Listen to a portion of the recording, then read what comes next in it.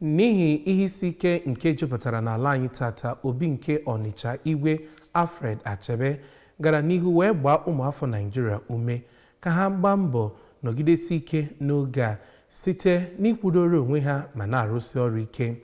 Igwe Achebe nyere okwu mgbaume a n'okwu ya n'emume Ofala ya nke 23 nke were ọnọdụ n'ime obi dị n'Ọka Road nke Ọnịcha nke kansụl ime obodo Ọnịcha North. Ka anyị sonyere onye nta aka anyị bụ Emengini Ọsadebe bụ onye detere anyị akọ site n'emume Ofala ahụ nke isiokwu ya bụ onye kwe chi ekwe, nke enwekwaziri nkwado sitere n'aka ụlọọrụ Globalcom Limited. Kiri ka akụkọ nha n'uju.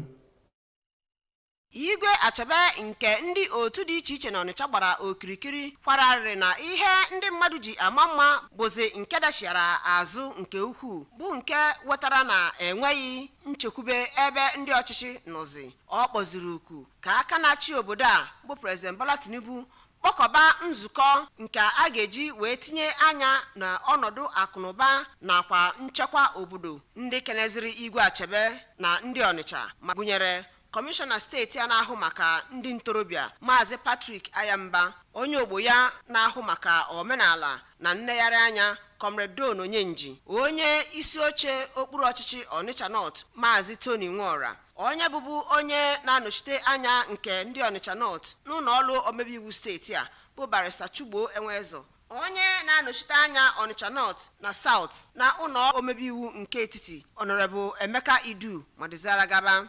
Ka ọ na-agwa ABS okwu, onye ji ọkwa South Divisional Head Globalcom Limited Maazị Okechukwu Tochukwu kwuru na Globalcom bụ ụlọọrụ igwe eji ekwu okwu nke obodo Naịjirịa, bụ ndị kwenyere na ibulite omenala na ọdịnala ndị bụ ihe pụtakarịrị ihe na ya bụ mmemme gụnyere egwu ọta Igwe Achebe na ndị iche ya gbara. Kene nna anyị fa n'ọfa dịbana ọkpụrụ anyị na-eso mba anyị ga-adị n'o chukwuzi ọbụla daalụnụ. Site na ime obi Ọnịcha, Emengini Ọsadebe maka akụwa ABS.